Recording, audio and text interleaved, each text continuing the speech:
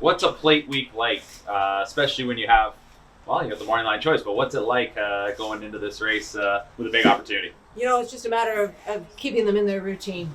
I mean, routine and horses are very important. So we really haven't changed a lot. I do, going into any race, change their race pattern a little bit, and they get to recognize that. So we've just done pretty much what we've done into every other race. Talk about the performance in the Woodbine Oaks. Where's that rank in terms of I mean, you've won a lot of big races and you're in the Hall of Fame, but with that filly and that effort, does that get you pretty excited? That was a pretty exciting effort. I'd have to say, as you say, I've been fortunate to have some nice horses, but she was so effortless doing it and came out of it so well. She did impress me. Josie, one of your 3 plate wins came with a filly in Glorious. Is there a certain characteristic beyond talent and speed that makes a filly well suited to this race? What is the kind of filly that can win a plate? I think a filly that doesn't get too stressed, that stays in her feed tub after a race, manages to eat and keep her weight on and not get herself too worried.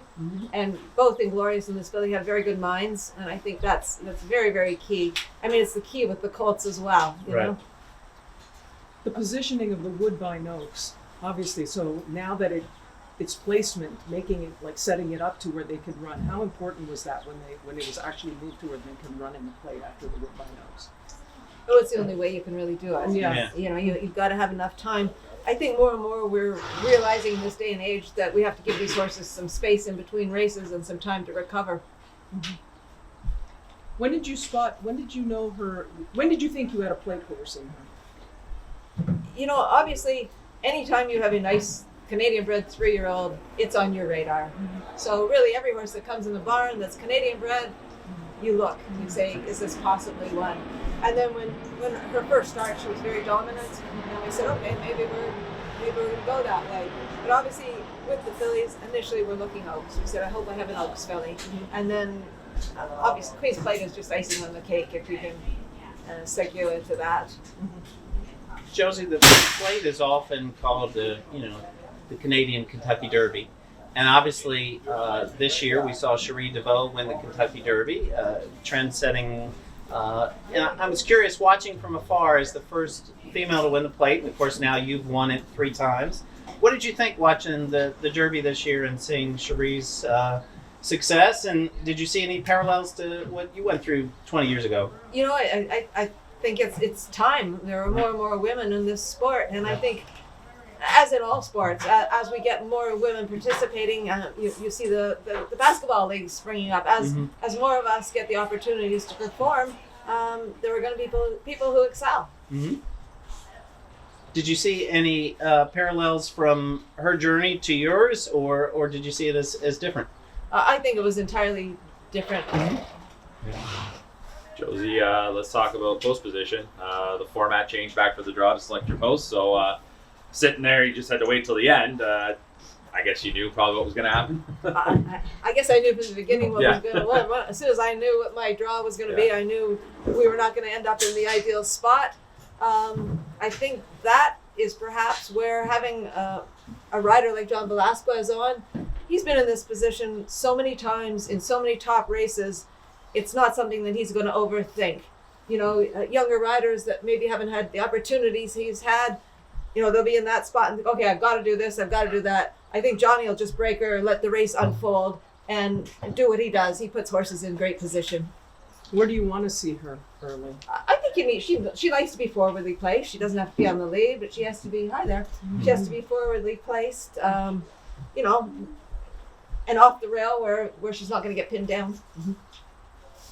Do you think Give makes her more of a target since she's on the rail? Obviously, everyone knows she's kind of like the horse to beat, or is widely considered that. Oh, absolutely. Yeah. So absolutely. I mean, it's professional sports. It's a big race. Right. Riders ride their race and their horses, but they keep the eye on the favorite. Right. For sure. How did you come to get Johnny V for the Oaks? What's that? How did you book Johnny V for the Oaks? What was the? He rode her in Keeneland, and when he got her after the race, his agent called and said, Johnny said he'll go wherever you want for her. So that was exciting to hear. And that when you hear that from somebody of his caliber, it gives you a lot of confidence in your horse. Josie, can we talk about your other plate entry? Hopefully I'm pronouncing it right. Donique, is that pronounced right? Yes. Okay. Talk to me about how you came to train this horse. I think it started at Indiana Grand, Horseshoe Indianapolis. I always forget the name. But talk to me about how you got this horse and what inspired you to try the plate with him. I hope he's our sleeper. He's a horse that'll get a mile and a quarter, Mm-hmm. So Mike Cook, who is the owner, most of my 2-year-olds, a majority of them, I guess, go there to be schooled in the winter. Mm-hmm. So I was down visiting, checking on the babies, and this big gray went by, and I said, Mike, who's that? He just caught my eye, and he said, oh, I own him. I said, well, it's kind of nice. He said he's Canadian. I said, so what have you been doing with him? He told me he'd been in Indiana. I said, why the hell isn't he in Canada? If he's a 3-year-old, he's kind of nice. So Mike and I got talking, and we decided to bring him up here. Found a sweet spot for his first race. He was eligible for a waiver claim race, and he was pretty dominant there. So at that point we said, he's a 3-year-old who will get a distance. We'll look at the plate. His next race was less exciting, so it kind of fell off the radar. Then because I wanted to put him with 3-year-olds, I put him in the trial. And I was so happy with the way this horse finished. And on end, he galloped out past everybody. So I thought this horse will get the distance, which is really key in a race like this. A lot of horses get a mile and 16th, a mile and an 8th, the mile and a quarter separates them. And I believe this horse will get the distance. And as I said, it's just a question of will he get it fast enough? Right. And do you have the same confidence in Luster at a mile and a quarter too, in terms of her liking it, or? I believe once I saw that mile and an 8th race and her gallop out that I felt a lot more confident. Mm-hmm. Until you do it, you don't ever really know. Yeah. What about the Triple Crown? Obviously, there's a lot of discussion in the U.S. with the dates and the spacing of it. What do you think about the Canadian Triple Crown? And also, it's obviously very unique.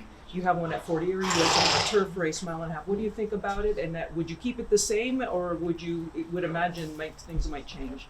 I think it is the toughest triple to win. You especially now you have Tapeta, you have dirt, and you have a mile and a half on the turf. So there's been a handful of horses race it. I think you have to have a great horse to do that.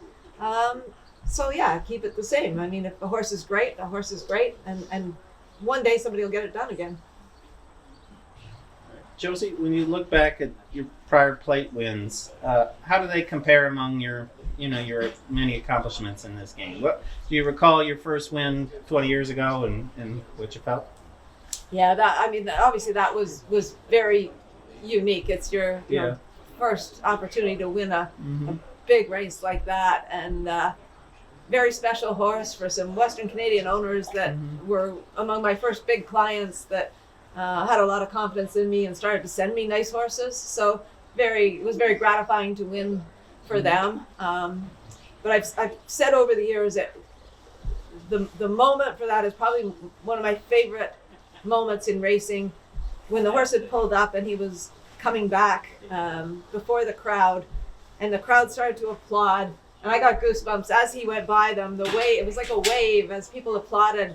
And it was the pure athlete, the athleticism of this horse they were applauding, and it was just a really moving moment to see him recognized in that way, because he had run his heart out, and that recognition, I still get goosebumps thinking about it,